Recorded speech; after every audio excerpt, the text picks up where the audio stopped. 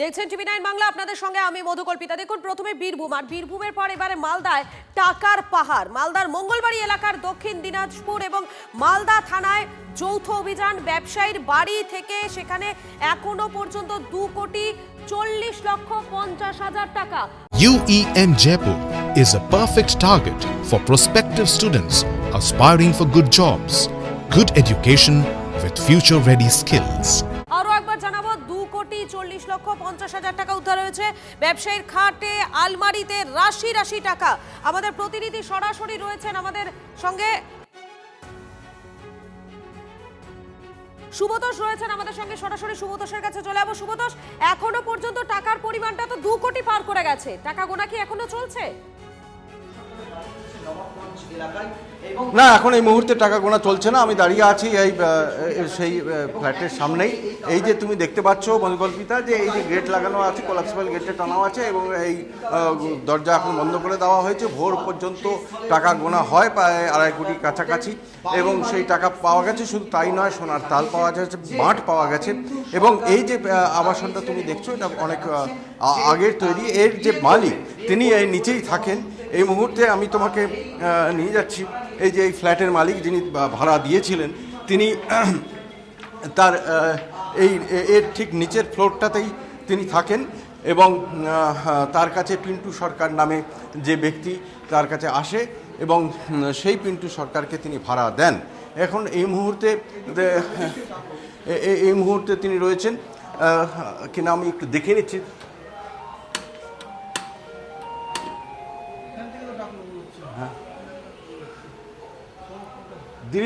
দিলীপবাবু কে আছেন এখানে? দিলীপবাবু কি আছেন এখানে? উনি ভেতরেই আছেন, কিন্তু হয়তো বা নিচে গেছেন। এখনো পর্যন্ত তাকে সাড়া পাওয়া যাচ্ছে না। দিলীপ সাহা, এবং সবচেয়ে বড় কথা, এই দিলীপ সাহা কিন্তু আর একটা পরিচিতি আছে এখানকার। যিনি প্রাক্তন চেয়ারম্যান ছিলেন, তৃণমূলের কাউন্সিলর, এবং একাধিক তৃণমূল নেতার সঙ্গে তার কিন্তু ঘনিষ্ঠতা। এবং এইটা এর আগেও বহুবার দেখা গেছে তাকে। শুধু তাই নয়, যাকে ইতিমধ্যেই পুলিশ আটক করেছে, সেই পিন্টু সরকার, তিনি কিন্তু তৃণমূল কর্মী। দিলীপবাবু, আপনি দিলীপবাবু? হ্যাঁ হ্যাঁ, বলছি ওনারই এক প্রতিবেশী এখানে রয়েছেন। কালকে তো আপনার ওপরেই এই অবস্থা, যে এত রাশি রাশি টাকা, আপনারা কি ভাবতে পেরেছিলেন? না, কখনোই জানি না আমরা। আর সে তো আমাদের সাথে প্রতিবেশী মিশতো না। সে আমার মতো, সম্ভবত আমি তাকে দেখেছি একাই নেমে যাওয়া, সাথে হয়তো কোনোদিন একটা মহিলা থাকতো, এরকম একটা দেখেছি আমি। জানি না পিন্টু সরকারকে যে ভাড়া নিয়েছে তাকে বাই নেমে চিনি না, তার ফেস দেখেছি। আমরা তো আসলে ভাড়াটিয়াদেরকে কারো খোঁজ খবর রাখি না, প্রতিবেশী ছাড়া।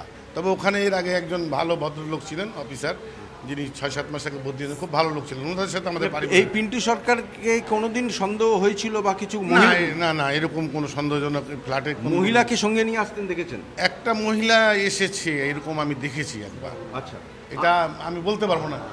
আর দ্বিতীয় কথা হচ্ছে যে এই দিলীপ সাহা, যিনি ভাড়া দিয়েছেন, বাড়ির মালিক, মানে ফ্ল্যাটের মালিক, তো সেই দিলীপ সাহা সম্পর্কে কি জানেন? না, দিলীপ দা খুব ভালো লোক, আমার সামনাসামনি লোক, এবং ইনারা অ্যাকচুয়ালি বাই বর্ন ওনারা বুনিয়াদি লোক। এই এলাকায় তাদের সুনাম আছে। কিন্তু এইরকম একটা ঘটনা আপনারা আজ করতে পারলেন না? আপনি না হয় প্রতিবেশী খোঁজ রাখেননি, কিন্তু দিলীপবাবু কি করে তার আইডেন্টিটি ছাড়া বা তার পরিচিতি ছাড়া হঠাৎ করে এইরকমভাবে দিয়ে দিল তা কাউকে একটা ভাড়া? এবং সেখানে তো আপনাদের এই আবাসনের নিরাপত্তা নিয়ে প্রশ্ন উঠছে।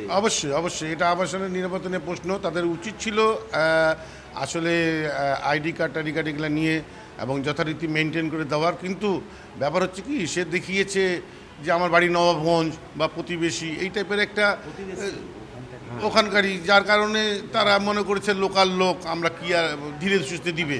সে অ্যাকচুয়ালি আচ্ছা, আপনিও তো এখানকারই এই আবাসন, আপনারা কি মনে হচ্ছে না নিরাপত্তা নিয়ে প্রশ্ন উঠছে না? আজকে যদি এরকম পাওয়া যায়, তো যদি আরো অন্য কিছু পাওয়া যেত, বা সে ভারতীয় নাগরিক কিনা, এই সমস্ত না খতিয়ে দেখে মানে একটা আবাসনে তাকে ভাড়া, ভারতীয় নাগরিক, তার বাবা 40 বছর ধরে চিনতো। আর সে লোকাল। এই আবাসনটা কতদিনের পুরনো? এই ভাড়াটা 2015 সালে এটা কমপ্লিট হয়েছে। আসলে না, এখানে ঘটনা হচ্ছে এটা আজকে নতুন নয়। কিন্তু তা দিলীপ বাবুকে তো আমি একটা এখানকার কথা- তৃণমূলের আমি একটা নেতাদের সাথে কথা খুব বলি। ঘনিষ্ঠতা দেখা গেছে। সে উনি পার্টিগতভাবে একসময় করতো, উনি কিন্তু অ্যাক্টিভ ছিলেন না খুব একটা, আমাদের জানা মতে কখনো দেখিনি তাকে কিন্তু অ্যাক্টিভ। তাদের সাথে দেখা গেছে খুব। হ্যাঁ উনি ব্যাপার তৃণমূলের বড় বড় হ্যাঁ আমাদের কার্তিক ঘোষ যখন কার্তিক ঘোষ ছিলেন, ওনাদের সাথে প্রত্যেকের সাথে সখ্যতা আছে, মানে ঘনিষ্ঠতা আছে। ঘনিষ্ঠতা আছে প্রত্যেকের সাথে, কিন্তু তাই বলে উনি কোনোদিন এরগুলোর সাথে আমরা দেখিনি। ব্যাপার হচ্ছে এখন এটা কিভাবে বলবো যে এরকম, তবে আমাদের কাছে সন্দেহ হয় যে মালদা টাউনে আমি চলতে ফিরতে বিভিন্ন রকমের ঘটনা দেখেছি, সেটা নিয়ে আমি ডাইরেক্ট ডিএম মহোদয়কে আমি বলেছি, এসপি মহোদয়কে আমি এর আগে বলেছি, আমি এসপি মহোদয়কে সেকেন্ডবার এখানে ট্রাফিক উদ্বোধন হয় রাস্তাঘাট নিয়ে আমি এখানে বলেছি।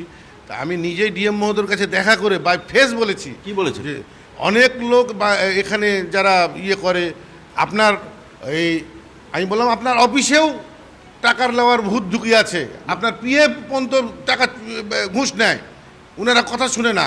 আর সাধারণ মানুষ আবাসনে কি সেই অসামাজিক আবাসনে কি তারা কি আড্ডা মারে কোনো? না না, আবাসনে কোনো ঘটনা ঘটেনি। তাহলে তারা কারা যাদের কথা বলছেন? এরা প্রশাসনিকভাবে উপর থেকে তো এরা দুর্নীতির আশ্রয় হয়ে আসছে। একেবারেই আমি তো নিজে আপনাদের দিকে বলছি। তুমি নজর রাখো, আপাতত তোমাকে ধন্যবাদ। কিছুই বুঝতে পারছি না তো, কালকে থেকে তো চিন্তাতে আছি কি ব্যাপার।